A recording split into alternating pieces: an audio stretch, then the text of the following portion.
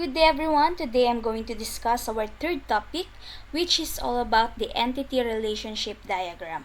So for our first topic, we already discussed about the system requirements specification, and for the second topic, we discussed about the system requirement analysis. Now we are here on our third topic, the entity relationship diagram, and we need these learning objectives in order for us to have a target that we need to acquire after the discussion. Okay, so we have here, may I just read the learning objectives provided. So at the end of this unit, students will be able to understand the purpose of ERD, know the different components of ERD, and learn how to create an ERD. So these are the things that we need to target, or the intended learning outcomes for you, my dear students. Okay, so may we start by, may I just read to you first. So here is the presentation of contents. May I just read the first paragraph that was provided here. So it says here that ER modeling is a data modeling. As you can see, the word data modeling is being emphasized because on our second topic, I already discussed to you the different types of data modeling that we can use in system requirements analysis. So if you happen to forget, or if there are points that you forget with this data modeling, you just have to check our second topic about the system requirements analysis, and I've provided there the different data modeling, and I've discussed the different data modeling that are that we can use in system requirements analysis. So ER modeling, may I just repeat, is a data modeling method used in software engineering to produce a conceptual model of an information system. So as you can see, it is also highlighted here that it is used by in software engineering to produce a conceptual data model of an information system. So basically, these data models are visual representations of the processes and of course the data that will be inserted or that will be used later on for our system.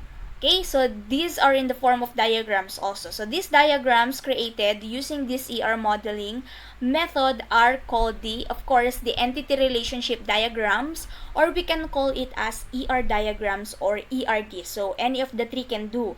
We can use entity relationship diagram, ER diagrams, or ERD as its name. Okay, so now let us answer, or let us know first, what is an ERD? Okay, so for those who haven't encountered yet the word ERD or the entity relationship diagram, do not worry, I will be discussing to you the different concepts, the basic concepts and of course the purpose and the purpose and the different components of the ERD. Later on, we are going to create, or we will be looking at some examples of ERD that we can use as our basis later on if we are going to create an ERD for our own system. Okay, so it says here that an entity relationship diagram or ERD is a visual representation. Now, let's just highlight this word because this word is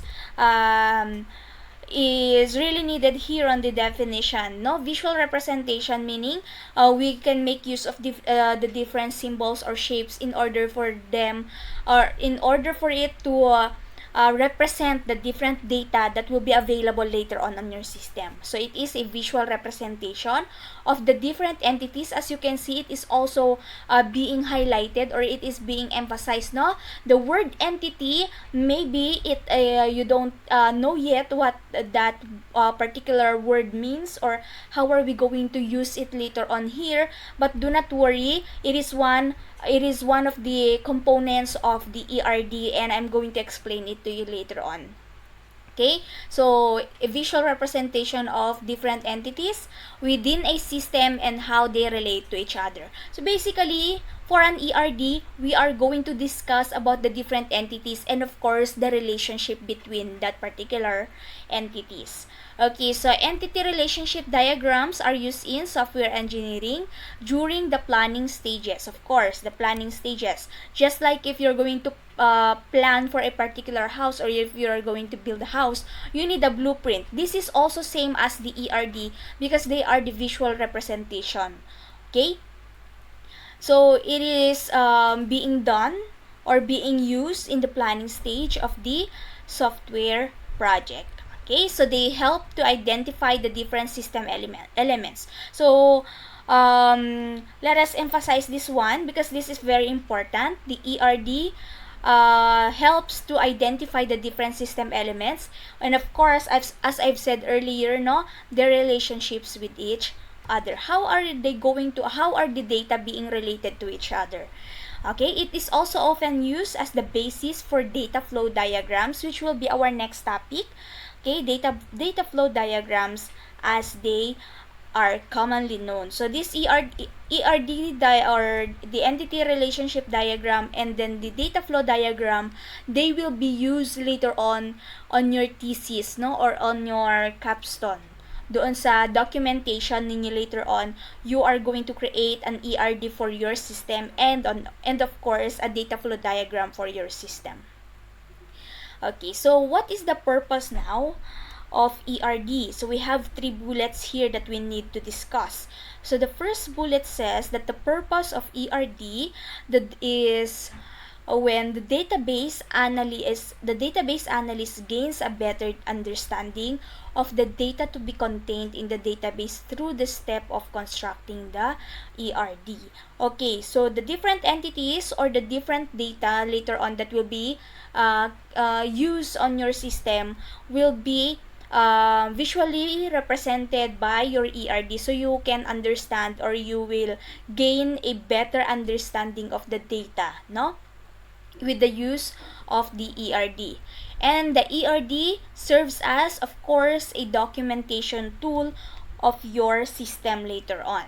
And then, the ERD is used to, of course, connect the logical structure of the database to users. Kasi po, hindi lang po isa yung itsura ng ating ERD. I will be showing you later on a different part or a different way on how to create an ERD other than the different symbols and the notations that I will be presenting later on. So it says here that in particular, the ERD effectively communicates the logic of the database users. So a while ago, I was saying that the different data that will be used on your system later on. So this data or the entities that will be used are coming from the database itself, no? So I will be showing you later on how are we going to acquire the names and where are we going to get, no, the different names from my entities. So galing po siya dito sa ating database. So in order for us to create an ERD, dapat po connected po yung database natin or yung content ng database natin doon sa ERD po natin. Hindi lang po tayo gawa ng gawa kung gusto natin, hindi po ganon. So it is also connected to our database. Now, to understand better about ERD or the entity relationship diagram, we have these particular symbols and notations that we will use later on in order for us to draft an ERD. Okay, so we have here a rectangle which represents an entity. We also have an oblong that represents the attribute. We have the diamond that represents the relationship. And then we also have the rectangle inside a rectangle which represents a weak entity. And then we also have an oblong inside an oblong which represents the multi-valued attribute, and we also have the diamond inside a diamond which represents a weak relationship. So these are the elements in ER diagrams. These are the symbols that we are going to use later on and the notations. Other than the different shapes, no, or the symbols that we will use, we are going to make use also of lines to connect them. Later on, I will be showing you that. Okay, so it says here that there are 3 basic elements. So I will highlight this one. There are 3 basic elements in an E diagram. So what are these? Okay, so these are entity, attribute, and relationship. So please do not forget this one, the entity, attribute, relationship. And if we're going to go back here, we have the rectangle, oblong, and the diamond. Okay, so these are, or there are more elements which are based on the main elements. So it's here, no, yung weak entity natin, which is being represented by this one, yung color green. We also have multi-valued attribute, which is na nandito, color blue. And then we also have the derived attribute, and then we also have the weak relationship and recursive relationship. We also have the word cardinality and ordinality, which are two other notations used in ER diagrams to further define the relationships. Okay, you will know later on the different terms, no? Maybe you are still clueless about the following, given the different shapes, different symbols for the ERD. Okay, so I'm going to explain each one of them later on. So please please pay attention, because I will be differentiating each one in order for us to know the process later on how to create an ERD. Okay, so may I just repeat, there are three basic elements: the entity, attribute, and then the relationship. Okay, so let's proceed here. So here is the visual representation, no, of the three elements, or the three components, major components, or the basic components of ER diagram. We have the entity, attributes, and then the relationship. Okay, so let's start with the entity now. In order for us to know kung ano po yung tinatawag nating entity, an entity can be a person. Okay, so may I just highlight, no? It can be a person, a place, event, or object. I repeat, an entity can be a person, a place, an event, or an object that is related to the given system. Okay? So, hindi ka dapat gagamit ng entity na hindi po connected sa ating system.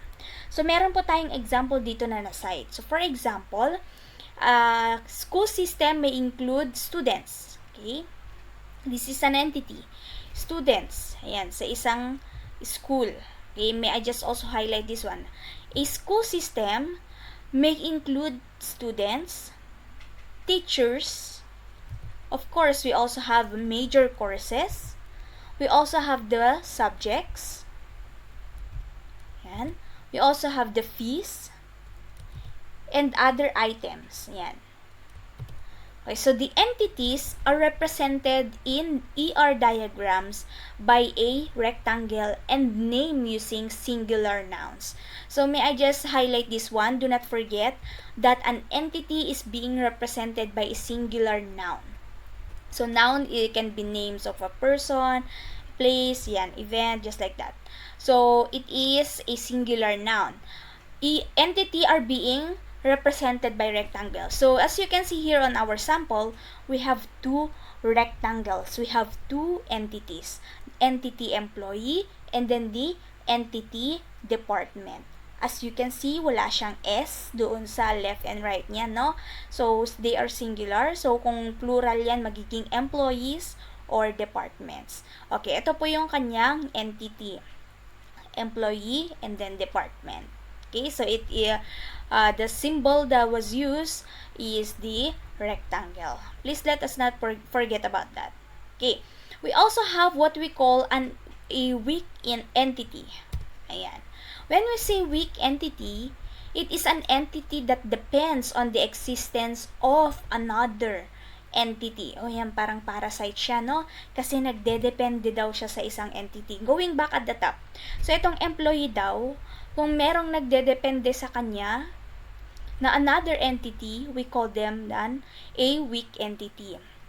It's just like a parasite kasi nagdedepende siya doon sa existence ng another entity.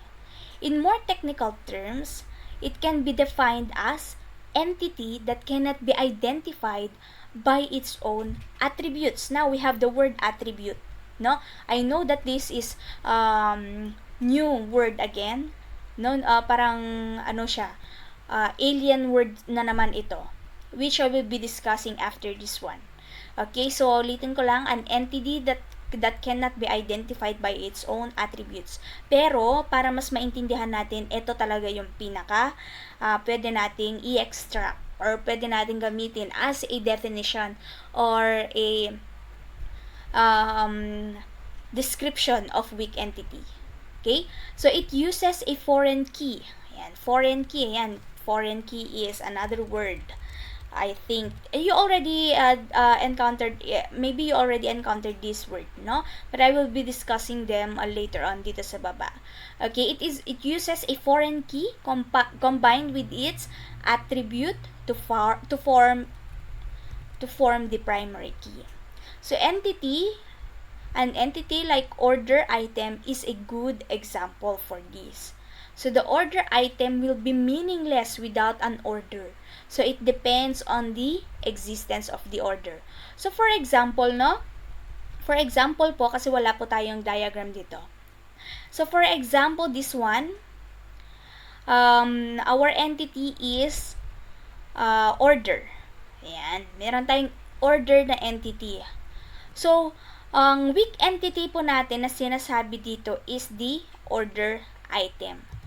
Hindi po mag-e-exist yung order item po natin kung wala yung entity natin na order. I repeat, an entity like order item is a good example for this. So, the order item will be meaningless without an order. Talaga naman, di ba? How can you provide an order item without a particular order? So, it depends on the existence of the order entity.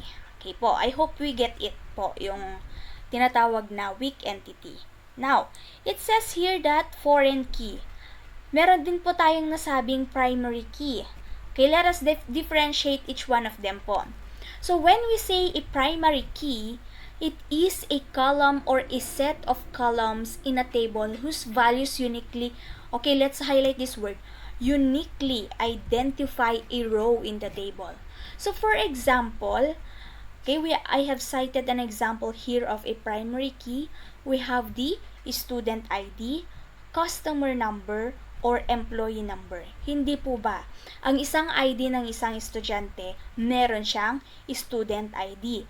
At per student meron siyang unique na student ID number. So, for example, si student A ay 11011151 at yung student B is 11011121. Okay? So, they are unique from each other.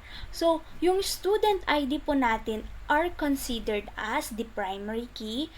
Same as through with the customer number kasi per customer na pupunta sa iyong store or sa iyong restaurant, for example, they have a unique customer number that will be provided for them.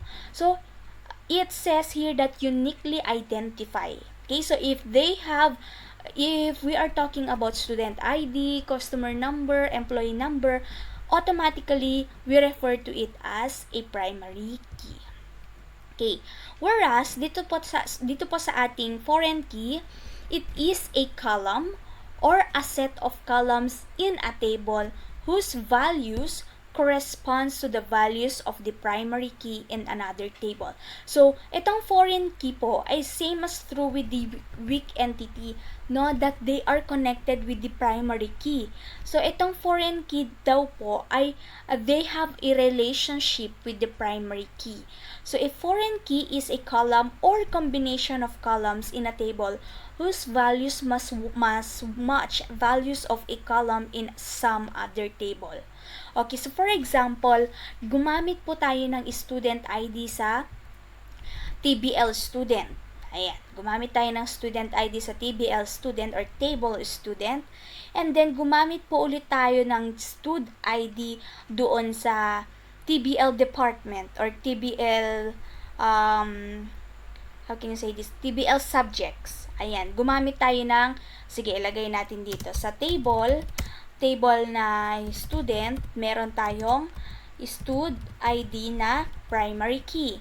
And then, dito sa another table, so for example, table na subject, meron po ulit na stud ID.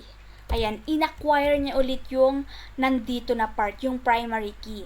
So, kung inacquire niya po or kinonect niya, ayan, sa other table, yung student ID, we can call it now a foreign key. Hindi po ba? Pag ikaw ay isang foreigner, pupunta ka sa isang lugar or ibang lugar. Okay? You are going to set foot on another place. So, same as through po itong foreign key po natin. Okay, another explanation here is that foreign key constraints enforce referential integrity, which essentially says that if column A refers to column value B, then column value B must exist. Okay, so since ina-acquire natin yung stud ID dito sa isang table, so nag-e-exist po siya. Okay, so that is for the weak entity and a simple explanation for primary key and foreign key. Okay, so a while ago, we have encountered the word attribute. It's here, the word attribute. Now, in order for us to understand more the definition of the entity, which is being represented by rectangle, no? So, we have here the employee and department. Tignan naman natin kung ano naman itong tinatawag na attribute. Okay, I'm just going to highlight it. So, it says here that entities are denoted using or utilizing their properties. Okay, itong properties na to pala ay tinatawag nating attributes. So, ano ba itong properties na sinasabi natin? So, for example, I will set an example. I will show you a file. So, for example, this is my file, no? Now, pagpalagay natin na this is an entity.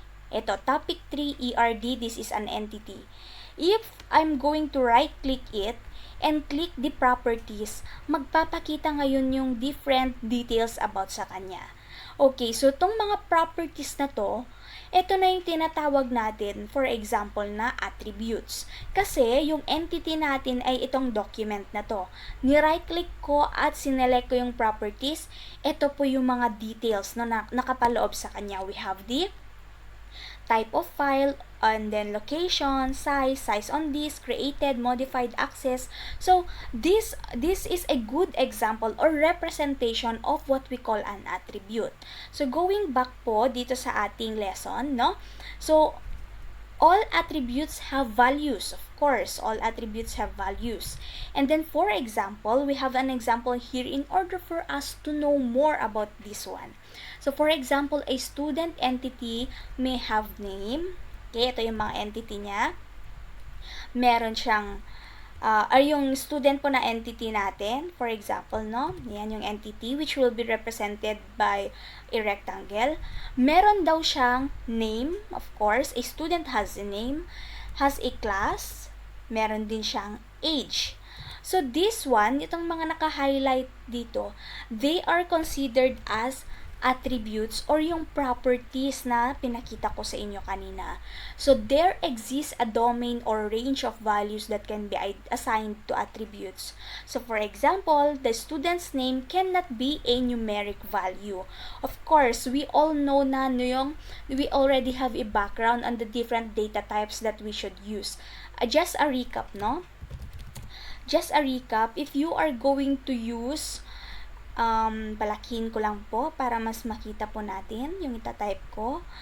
Okay, now, if you are going to use a name, no, as a value, okay, yung name po natin, what we are going to do or what we are going to use is a string, right? If we are going to deal with set of letters. If we're talking about names, we use the string. And then if we're talking about a whole number, we talk about the integer. So there are, if you're talking about with decimal place, we will use the float or we can use the double. So same din po yung same din po yung parang connection niya dito sa attributes, that we should also take into consideration the different values that we are going to include. So it says here, no? It says here that there exists a domain or range of values. I'm going to highlight that one that will be assigned to the attributes. So for example, yung entity natin na student, yan, entity na student, meron siyang attribute na name. So, yung name natin ay hindi pwedeng numeric. Okay, hindi po daw dapat na numeric yung value niya later on doon sa database natin. So, ang dapat daw na value natin ay itong, it has to be alphabetic. Ayan, alphabetic.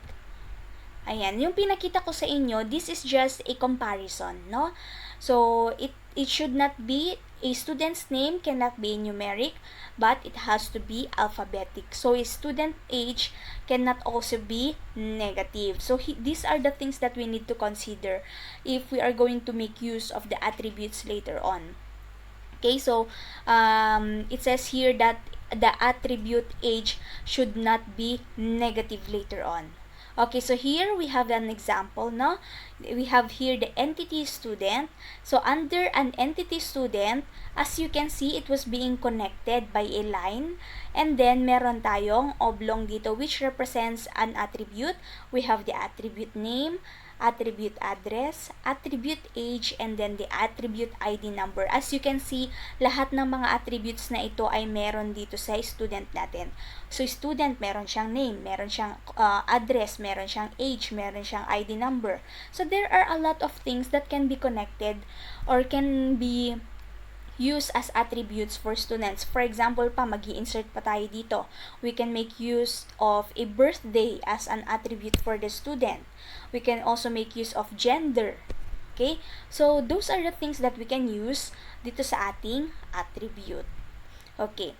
Now, let's proceed.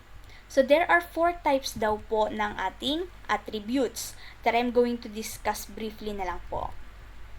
Okay, so number 1 na key attribute po or type ng type ng ating attribute is what we call a key attribute. So when we say key attribute, it is an attribute or collection of attributes. Okay, do not forget this one. It is a collection of attributes that uniquely identifies an entity. So, among the set, for example, is the roll number. Okay, may I just highlight this one? Okay, the roll number of a student makes him identifiable among students. So, yung roll number na ito, pwede nating palitan ito ng, okay, can be used as ID number. Pwede lang din. Ayan, roll number kasi yung nakalagay po dito. But we can make use of the ID number. As I've said earlier, no, an ID number or each student has a unique ID number. Wala pong magkakaparehong ID number na student. So, we call this as a key attribute because it uniquely identifies a particular entity. This is also in comparison or be compared with the primary key, no? Because it is a unique identity. Okay, so we have here the example. Yung attribute po natin na roll number or ID number here is considered as a key attribute. Please do not forget that and as you can see, it was being underlined, meaning it is just like a primary key. Okay? So, it is unique. Itong roll number natin dito or yung ID number. Okay? So, this is what we call a key attribute. Okay, so there are mainly three types of keys under the key attribute, no? Okay, so we have here the super key. When we say super key, it is a set of attributes that collectively identifies an entity in the entity set. We also have the candidate key, which is a minimal super key or the minimal super key. Okay, it is an entity set that may have more than one candidate key. And then we also have the primary key, which was being explained a while ago, which is one of the candidate keys chosen by the database designer to uniquely identify the entity set. So I will not stick with this one because we are going to focus on the different or the 4 types of attributes. But same, I've already discussed the primary key, and these are already self-explanatory because it says here that it's just a identifies, no, the super key will identify an entity in the entity set, and then the other one is referring to a super key or a minimal super key. Okay, now let's proceed to the second one. Okay, the second attribute. The second attribute we have here is the composite attribute, which is an attribute that is a combination. Okay, let's one. The combination of other attributes, yan, of other attributes. Okay, doon sa first kanina, no, it uniquely identifies. Now, the composite attribute is the combination of other attributes. So, for example, no, meron tayong student entity. We have here the student entity. So, the student address is a composite attribute. We have here the address na attribute. Kino-consider daw natin siyang composite attribute kasi ang isang address daw pwede pa siyang magkaroon ng different properties or different attributes. As you can see, marami pa pong nakakonect sa kanya na attributes. Kaya tinatawag natin siyang composite attribute. An attribute inside an attribute. Okay? So as you can see, we have here the entity student. We have the composite attribute address, and then we also have the different properties or different attributes under the address. So we have the PIN, state, and then the country. So of course naman, sa isang address, meron siyang PIN, meron siyang state, meron siyang country. Dito nga meron ngang barangay, street number, zip code, mga ganon. So it is considered as composite attribute because it is the combination of other attributes. I hope nakukuha po natin yung pagkakaiba ng dalawang na-discuss na attribute. We have the key attribute and then the composite attribute. So sabi dito, address is a composite attribute. Okay, let's proceed. We also have what we call a single valued attribute. So, single valued attribute contain a single value. Of course. For example, we have the social security number. Yung SSS po natin. Ayan. So, yan po yung example ng ating single valued attribute kasi wala naman na siyang, unlike the composite na attribute na marami pa siyang other attributes na pwedeng magamit. Pero dito, iisang value lang po. Isang social security number lang po sa isang tao. Okay? And then we also have the multi-valued attribute which is being represented by an oblong inside an oblong. So it says here that if an attribute can have more than one value, ayan, more than one value, it is known as a multi-valued attribute. So I'm going to differentiate later on itong single valued at saka multi-valued. Okay, so more than one value daw, pwede daw mag-acquire ng one or more. So, multi-valued attributes are depicted by the double ellipsis. Okay? So, I repeat, itong pong oblong inside an oblong, we call it a double ellipsis. So, for example, a person can have more than one phone number. Ayan. So, for example po, nilagay natin dito sa ating multi-valued attribute ay phone number. Okay, so, ang isang tao kasi, pwede siyang magkaroon ng 2 or more na phone number. Di po ba? And then, another example is an email address. So, a person can also have a 2 or more na email address. Ano pa ba? A person can have 2 or more clothes, something like that. Okay, so those are the example of a multi-valued attribute. But here on the single valued attribute na example na social security number, isa lang po dapat yung number na maibigay sa kanila. Ano pa? Yung pag-ibig number. Ayan. Pag-ibig number ng isang tao, isa lang po yung binibigay nila para sa isang tao. Unlike dito sa multi-valued attribute na pwede kang magkaroon ng 2 or more na phone number, 2 or more na email address, something like that. So, yan po yung pagkakaiba nilang dalawa. And lastly, we also have the derived attribute. May I just highlight? So when we say derived attribute, these are the attributes that does not exist in the physical database. I repeat, these are not that does not exist in the physical database, but their values are derived, okay, from the attributes present in the database. So we have here an examples. For example, we have the age. Kaya ang age daw ay example ng derived attribute because it can be derived from the date of birth.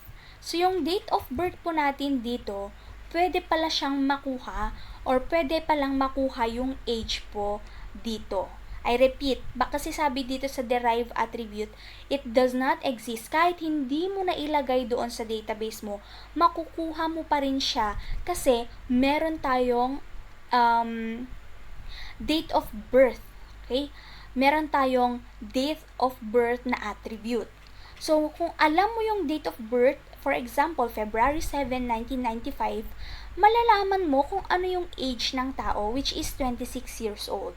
Yan po yung idea ng ating derived attribute. So, as you can see, derived attribute is being represented by this one, no?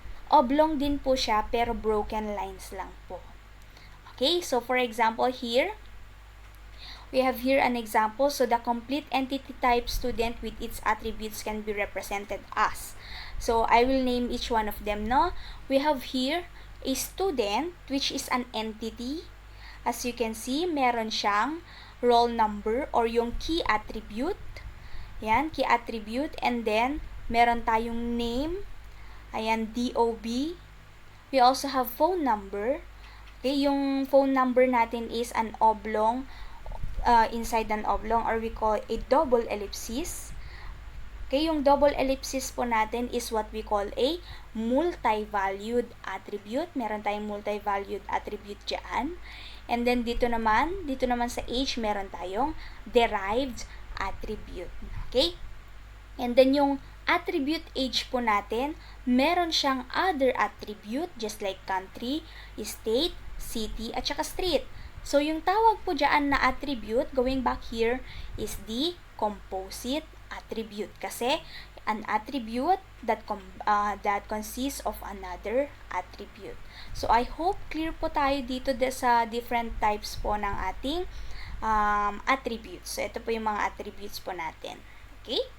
So, now, let's proceed. Okay, proceed naman po tayo dito sa tinatawag nating relationship. Ayan.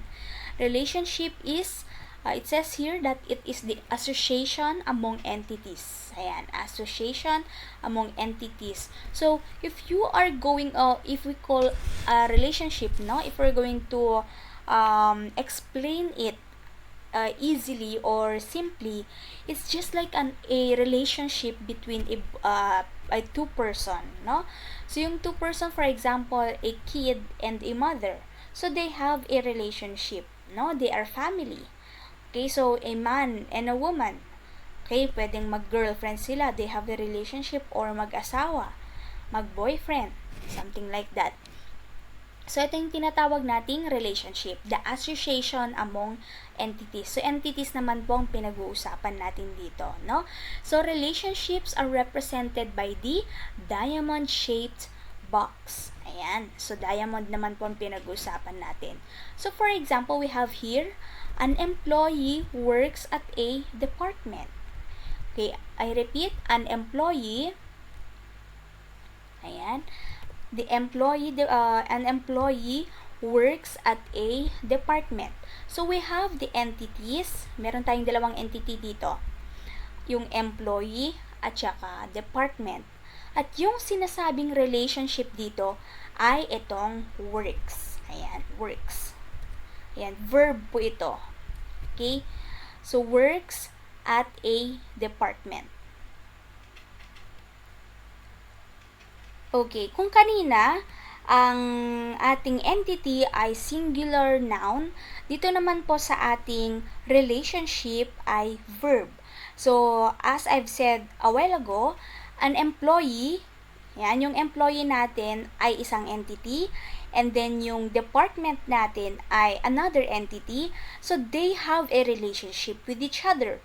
So the works here is the relationship will be written inside a diamond-shaped box.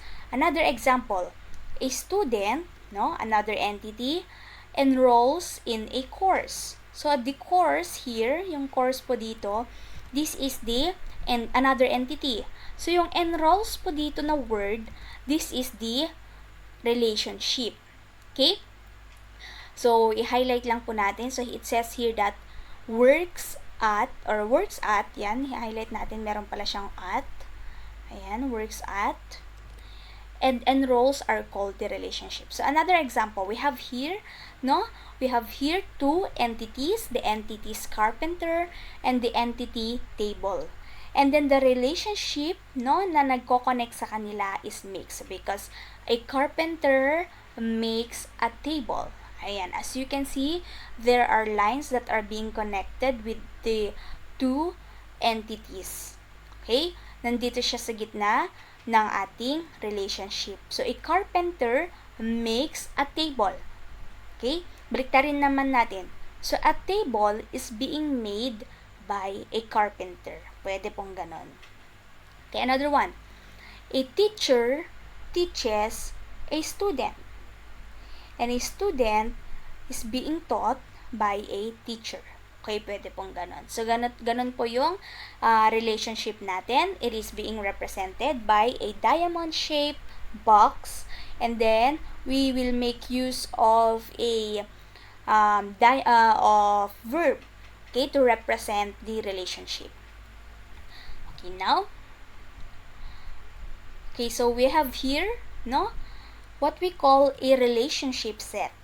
So when we say a relationship set, a relationship or a set of relationships of a similar type is known a relationship set. So we are going to highlight this one, the relationship of a similar type. Okay, for example, we have the entities. A relationship too can have attributes. So these attributes are called descriptive attributes. I repeat, so parang entities daw itong ating relationship na meron din siyang tinatawag na attributes or meron din siyang mga attributes. Okay? So we call them a descriptive attributes. We also have what we call a degree of relationship set. Okay? So, I'm going to discuss each one of them para alam natin ano kaya itong degree of relationship set. Okay? So, the number of participating entities in a relationship describes the degree of their relationship. Okay? So, kung ilan daw yung nagpa-participate, ilan daw yung mga entities na ilalagay natin. Okay? So, I repeat, yung degree ng relationship set natin ay nagdedepende kung ilan yung magpa-participate na entities sa ating relationship. So, the three most common relationships in ER models are, of course, we have the unary or the degree 1. Okay? This is also called the recursive relationship. Yan, recursive. It is a relationship between the instances of only one entity type. Ayan, stick to one siya. So, for example, one person is married to only one person, monogamous. Ayan. So, as you can see here, this is a figure that represents a unary relationship.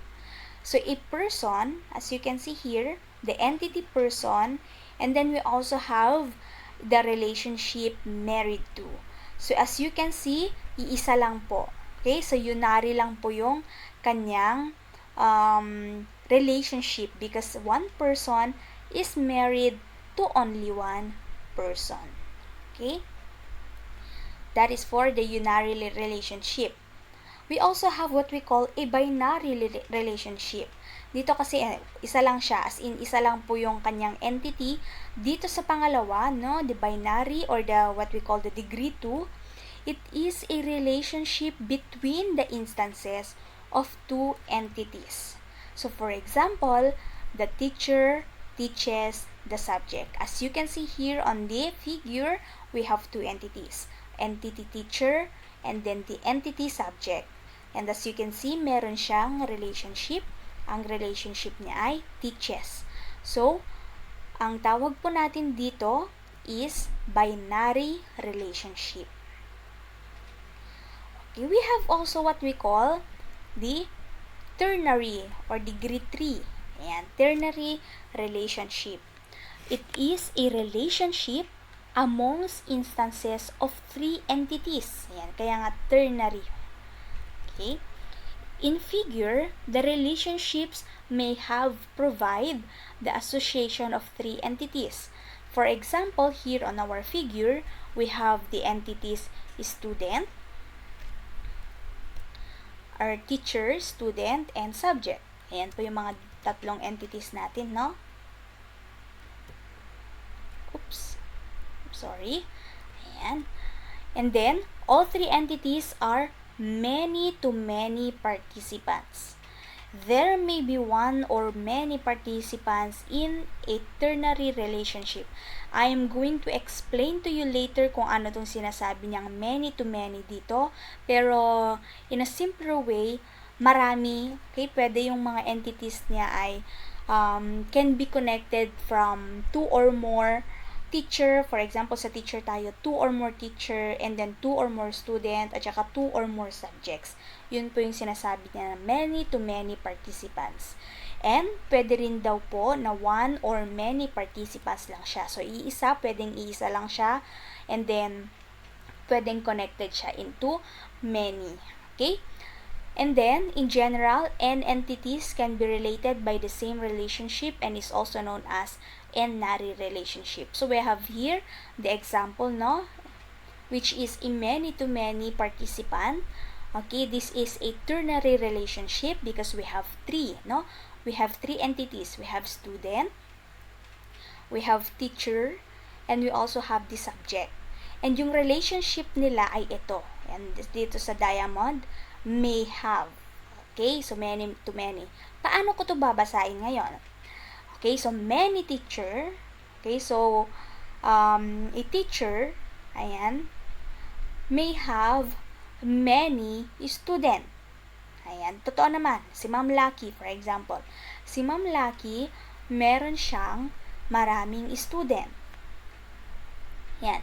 And each student, sabihin natin each student may have many teacher. So, many to many yung ating mga participants. Another one, a student may have many subject. Ayan. And a subject may have many student. Okay, something like that. Another one, a teacher may have many subject. And a subject may have many teacher. So, yan po yung tinatawag nating ternary relationship. Meron siyang 3 entity types. Okay? So, I hope okay po tayo dun sa different relationships. We have the unary. Ayan, iisa lang po yung entity niya. Binary, dalawa yung entity niya. And then, ternary, we have 3 entity types. Okay. Okay, I hope nakakasunod po tayo. We also have what we call the cardinality. When we say cardinality, yan, it describes the number of entities in one entity set which can be associated with the number of entities of other sets via relationship set. In order for us to understand more about the cardinality, may I present to you the different types of cardinalities that we can use on our diagram. Okay, the first one is the one-to-one. We already na-encounter na natin yung many-to-many, no, na relationship at saka yung one-to-many relationship. Now, let's start. They are called cardinalities, no? So, the first type of cardinality, we have the one-to-one. It says here that one entity from entity set A can be contained with at most one entity of entity set B and vice versa. So, let us assume that each student has only one student ID, and each student ID is assigned to only one person. So, the relationship will be 1-to-1. As you can see, binary relationship kasi meron siyang dalawang entities. We have student and student ID. So, bakit daw naging 1-to-1 yung cardinality niya?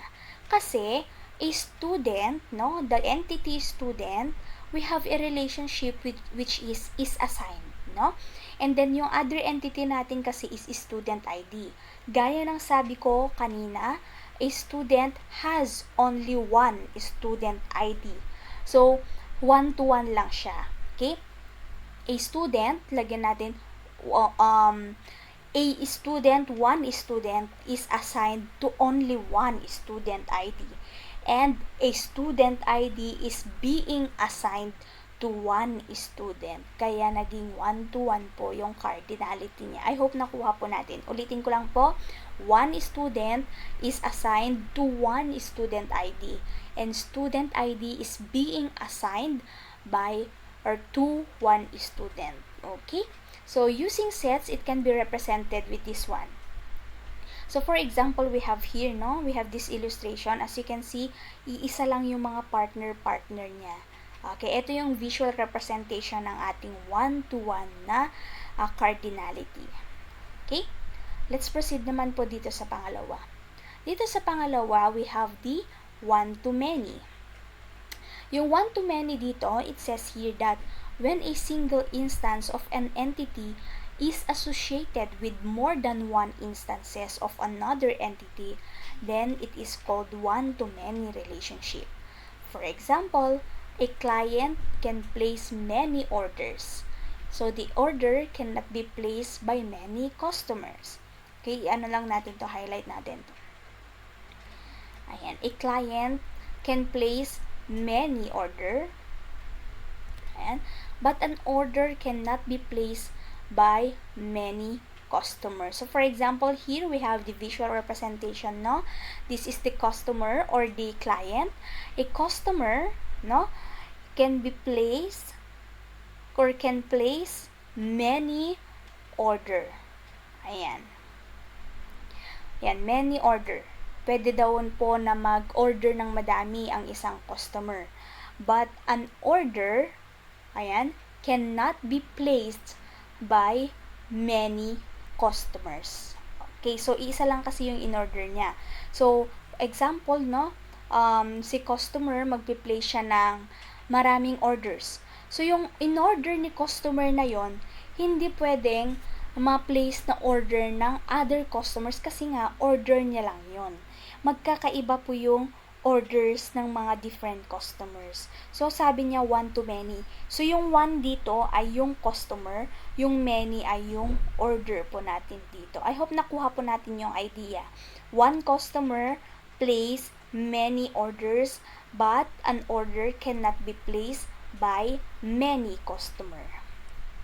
Okay, in order to represent the 1-to-many, meron tayong visual representation dito. So, for example, ito yung customer, pwede siyang mag-place ng maraming order dito. And then, we also have this one. This one. This represents the 1-to-many. Ayan, itong nasa taas. Ayan, 1:3. 1-to-many po yan. Okay, we also have what we call the many-to-one. Ayan, kung meron tayong 1-to-many, meron din tayong many-to-one.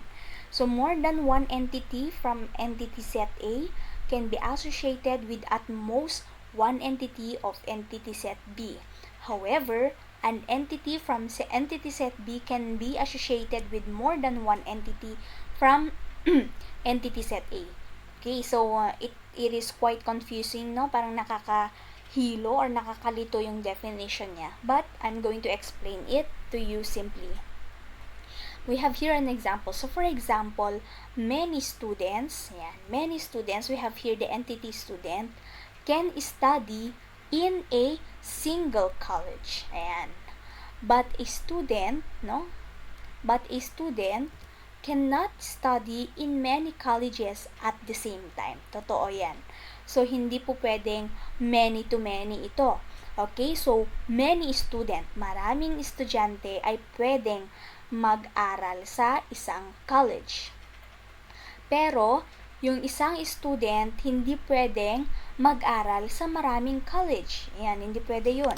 For example, yung school natin na Cagayan University, nag-aaral kayo sa CSU Piat, at ikaw pa ay mag-aaral daw sa St. Paul, hindi po pwede yun.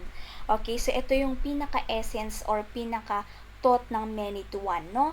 Itong example natin dito. Say, many students can study in a single college or one. So, many, and then yung one dito ay yung college.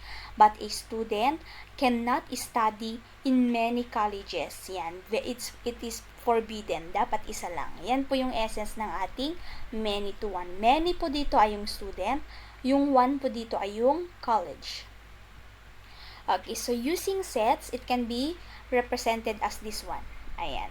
So, here is the many to one. We have two, no? For example, pagpalagay natin na yung student ito, and then isa lang po.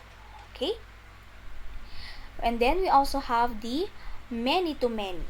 Ayan. Many to many, which is when one entity from A can be associated with more than one entity from B and vice versa. So, for example, no?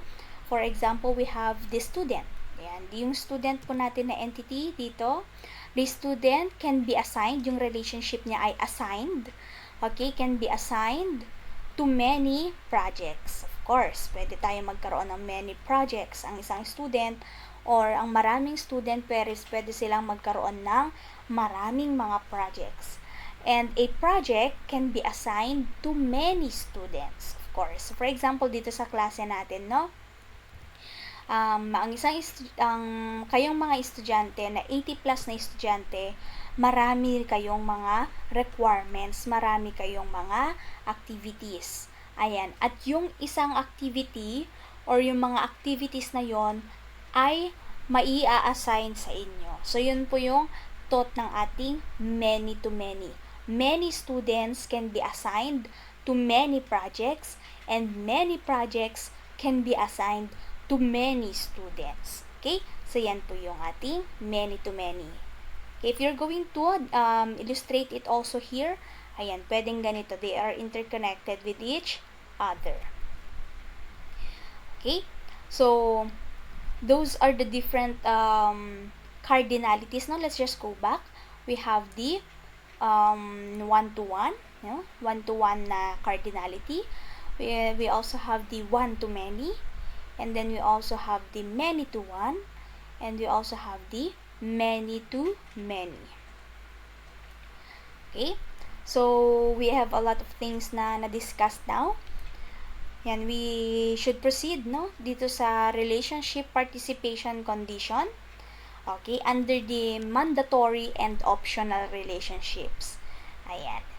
So, may I just read this one? We can extend the entity relationship model by declaring that some relationships are mandatory, whereas others are optional. Ano bang ibig sabihin pag mandatory? Kailangan, no? It is required. Pero pag optional, may or may not. Okay. In a mandatory relationship, and highlight lang natin, in a mandatory relationship, every instance of one entity must participate in a relationship with another entity. In an optional relationship, any instance of one entity might participate in a relationship with another entity, but this is not compulsory. Yan. May or may not nga. Optional kasi siya. Dito sa mandatory, dapat mag-participate. Dito sa optional, may or may not. Compulsory lang siya. Okay? So, we also have what we call an ERD optionality, no?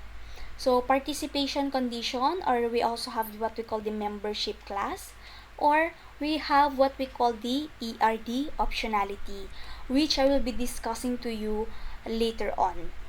Okay? So, the participation condition defines whether it is mandatory or optional for an entity to participate in a relationship. This is also known as the membership class of a relationship. Yung participation condition, pwede natin siyang matawag ng membership class. Okay? So, as there are two two kinds of participation conditions. Ito yung example ng ating participation condition na mandatory and optional.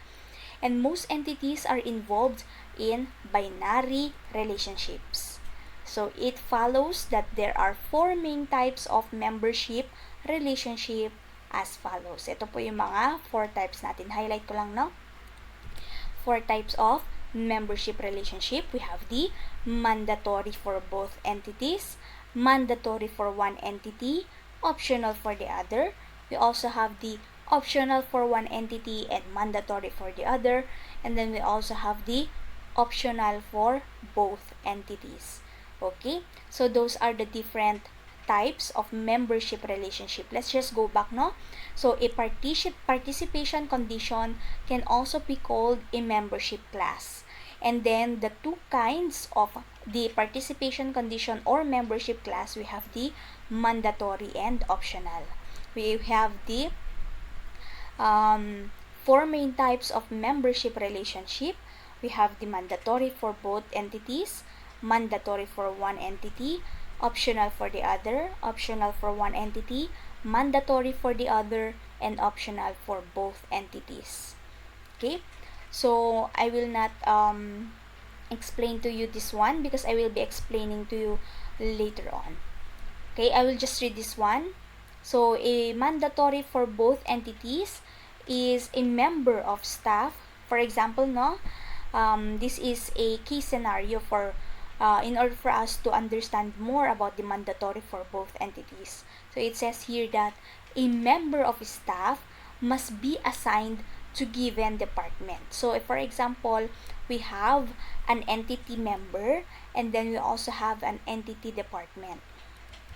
So, dapat daw yung member po natin or yung staff natin ma-assign siya sa isang department. So, dapat mandatory. And any department, yan, lahat po ng department or kahit anong department, dapat meron daw siyang staff. Okay, yan po yung sinasabi nating mandatory for both. Kasi hindi pwedeng walang staff ang isang department. Or for example, ano ba yung department na sinasabi? So, for example, na IT department. Sa IT department, mandatory na merong teachers. Ayan. At sa isang teacher, mandatory na naka-assign siya sa isang department. So, si Ma'am Lucky na ma-assign siya sa CICS department. At yung CICS department, dapat meron siyang teachers na naka-assign. So, there can be no unassigned staff. And it is not possible to have an empty department, of course. So, yan po yung tinatawag nating mandatory for both entities. We also have what we call the mandatory for one entity. And then, optional for the other. For example, any member of staff, yan, nandiyan na naman si staff natin, as an entity, must be attached to a department. O, same as through with the first example. So, ang isang staff daw, dapat naka-attach siya sa isang department or nandun siya, naka-assign siya sa isang department. But, yan, meron tayong but. It is possible for a department, ayan, but it is possible for a department to have no staff allocated. So, yan po yung tinatawag nating mandatory for one entity. Mandatory for one, dapat merong staff sa isang department. Pero, yan, yung optional for the other naman, pero, posible daw po ng isang department ay wala siyang staff. Ayan, for example, no, sa IT department na naman. Okay, so for example, meron tayong clerk or yung secretary natin. So, yung per secretary, for example, apat yung department natin. We have CICS, CA, CTED, and then the, ano pa yung isa? CCJE. So, yung apat na department na yon, meron silang staff or meron silang clerk. Pero, posible daw na ang isang department ay wala siyang naka-allocate na clerk. Okay lang daw po yon. At yan po yung tinatawag nating mandatory for one, optional for the other. And then we also have what we call an optional for one entity and mandatory for the other. So, baliktad lang po siya dito. For example, no, another case. A member of staff, ayan, highlight na naman natin, does not have to be placed in a department. Ayan. But all departments must at least or must have at least one member of staff. Ayan, napakaganda nito. As you can see, the example here, yung optional for one entity, ay nandito siya. Parang bali-binaliktad lang siya. So, ang isang staff daw, okay lang daw kahit hindi siya nakalagay sa isang department. Okay? Kahit hindi siya naka-assign sa isang department.